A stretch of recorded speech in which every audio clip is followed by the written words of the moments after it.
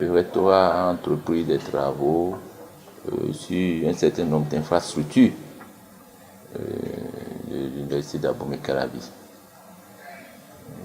Vous savez, depuis l'avènement de la nouvelle équipe rectorale, dans la vision qui a conduit cette équipe pour remplir donc au poste de direction de cette université, il y a l'amélioration donc des conditions donc, de travail donc des membres de la communauté universitaire. Cette vision s'est traduite donc par des travaux qui ont été lancés pour rénover un certain nombre de bâtiments, aussi bien sur le campus universitaire d'Abomey-Calavi que sur les autres campus se situant en dehors donc d'Abomey-Calavi. Je cite le cas donc du rectorat ANES, même du bâtiment Etisalat, qui concerne essentiellement donc des travaux donc d'étanchéité, c'est-à-dire, vous savez, si nous prenons le cas donc du rectorat ANES, c'est des bâtiments qui datent de beaucoup de temps, depuis l'avènement de la création de l'université. Donc on a remarqué donc on a observé des phénomènes de flotte, c'est-à-dire le fait que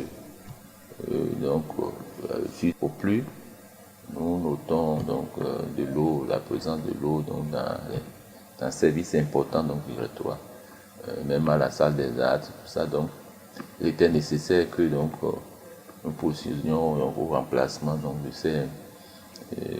ces baies vitrées ou aussi à ces châssis NACO qui sont d'une certaine vieillesse. Et donc c'est ce travail qui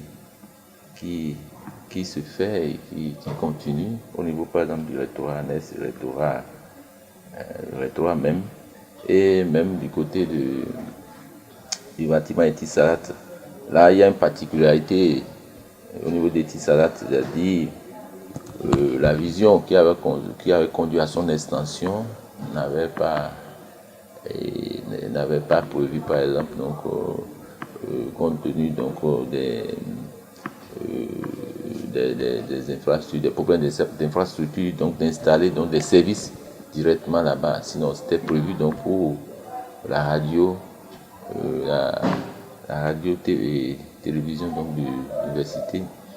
Bon, donc pour régler les questions donc d'infrastructure, le rectorat a été amené à faire déplacer des services là-bas, ce qui fait que la fonctionnalité de certains locaux là-bas n'était plus adaptée. Donc il était nécessaire donc de procéder donc à des travaux complémentaires, notamment pour mettre à l'aise donc les services qui sont installés. Il a été réalisé des toilettes complémentaires pour éviter au deuxième étage surtout, pour éviter au personnel installé là-bas donc de faire des navettes afin donc, de se mettre à l'aise dès lors qu'ils sentiront le besoin. Quant à la bibliothèque universitaire, vous savez, c'est aussi un vieux bâtiment qui mérite une vraie rénovation. Mais vous connaissez aussi les problèmes de budget. Donc, néanmoins, nous avons, pour parler au plus pressé, l'équipe rectorale a décidé donc de procéder donc au remplacement. Parce que là aussi, on observe donc des phénomènes donc de flotte. Et vous savez, c'est des livres qui sont là-bas, les administratifs sont là aussi. Il est nécessaire que ce lieu soit aménagé et soit conforme donc, disons, à un cadre approprié pour donc de telles recherches. Ce qui fait que très tôt, l'actuel directeur de la BU a fait un plaidoyer auprès de l'équipe rectorale et l'équipe rectorale s'est dépêchée pour constater les faits et nous a instruit, nous autres, en tant que structure technique, faire une évaluation donc, des travaux nécessaires pour parer donc, au danger de l'eau qui menace donc, l'exploitation de ce lieu. Donc, il s'agit essentiellement de remplacer les feuilles de tôle en alu onduline, incurvées, qui sont en grande partie déjà complètement désuètes, obsolètes, qui ne permettaient plus d'assurer l'étanchéité, comme ce toit, et du toit donc, de cette bibliothèque. Et en dernière position, nous avons le CBLAE, le Centre béninois des langues étrangères, qui est une structure aussi donc, de l'université, mais dont le site est à Cotonou, précisément Ganki. Le bâtiment, c'est un bâtiment historique qui date depuis l'époque coloniale. C'est là-haut Béhanzin, avant d'être déporté, le cachot dans lequel Béhanzin a résidé avant d'être déporté, le dernier lieu où il a résidé avant d'être déporté, c'est encore là jusqu'à maintenant. C'est dans ce bâtiment. Donc c'est un bâtiment historique que l'ambassade de France a aidé l'université à restaurer il y a de cela 10 ans, mais qui aujourd'hui connaît quelques problèmes. Ce qui a même fait que l'administration a dû vider les lieux. Il n'y avait plus du tout d'activité là-bas, à Ganki. Et très vite, s'inscrivant toujours dans sa vision, qui consiste vraiment à apporter une amélioration donc, au cadre du travail. Le recteur et son équipe ont donc pris l'initiative de procéder à une rénovation de ce bâtiment. Évidemment, tous les aspects